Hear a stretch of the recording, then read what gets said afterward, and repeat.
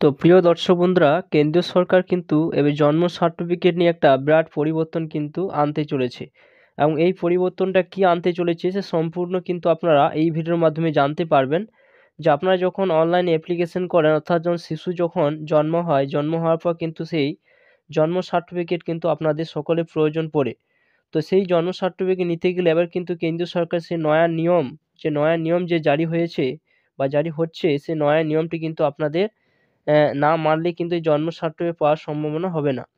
তো বন্ধুরা, চলুন সেই নয়া নিয়মটা কি নিয়ে এসছে, সেই পরিবর্তনটা কি আনতে চলেছে কেন্দ্রীয় সরকার তরফ থেকে, তার সম্পূর্ণ কিন্তু এই ভিডিওর মাধ্যমে তুলে ধরেছি। অবশ্যই আপনার ভিডিও সম্পূর্ণ দেখবেন এবং চ্যানেলে যদি নতুন হয়ে থাকেন চ্যানেলটা অবশ্যই সাবস্ক্রাইব করে রাখবেন। তো দেখুন বন্ধুরা, এইখানে যে বলা হয়েছে যে কেন্দ্রে নয়া চাল, জন্ম শংসাপত্রে বাধ্যতামূলক বাবা মায়ের ধর্ম পরিচয়।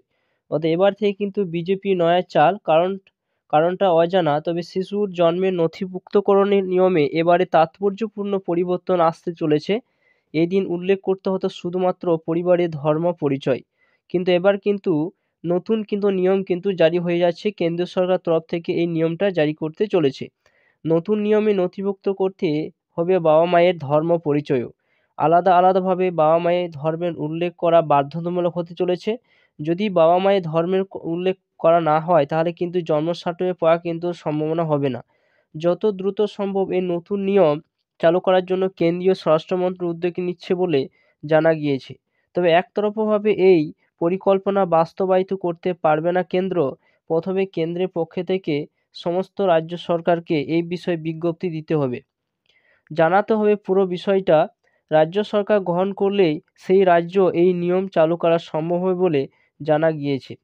এই তথ্যের ভিত্তিতে ন্যাশনাল পপুলেশন রেজিস্টার, ভোটার তালিকা, আধার কার্ড, পাসপোর্ট, ড্রাইভিং লাইসেন্স তথ্য আপডেট করা হবে।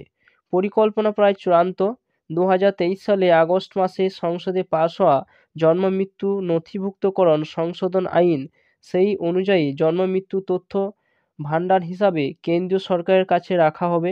নতুন নিয়ম অনুযায়ী জন্ম মৃত্যু তথ্য কেন্দ্রীয় সরকারের সিভিল রেজিস্ট্রেশন সিস্টেম পোর্টালে ডিজিটাল পদ্ধতিতে নথিভুক্ত করাতে হবে। এই পোর্টাল থেকে পাওয়া ডিজিটাল বার্থ সার্টিফিকেট ব্যবহার করে স্কুলে ভর্তি থেকে শুরু করে যাবতীয় সরকারি পরিষেবা পাওয়া যাবে। প্রশ্ন একটাই, যে বাবা মায়ের ধর্মের উল্লেখ করাটা কি খুবই জরুরি? এই প্রক্রিয়া নেপথ্য কোনো বিশেষ উদ্দেশ্য নেই তো? তো দেখুন বন্ধুরা, কেন্দ্রীয় সরকার তরফ থেকে যে নয়া নিয়মটা যে জারি করা হয়েছে, যেবার থেকে কিন্তু জন্ম সার্টিফিকেট অ্যাপ্লিকেশন করতে গেলে কিন্তু বাবা মায়ের ধর্মের কথা কিন্তু উল্লেখ করতে হবে এবং বাবা মা কোন ধর্মে রয়েছেন বা তার, তো সেই সমস্ত ধর্মের উল্লেখ করা না হলে কিন্তু জন্ম সার্টিফিকেট পাওয়ার সম্ভাবনা কিন্তু হবে না। এমনই কিন্তু কেন্দ্রীয় সরকার তরফ থেকে এই নয়া নিয়ম কিন্তু জারি হতে চলেছে।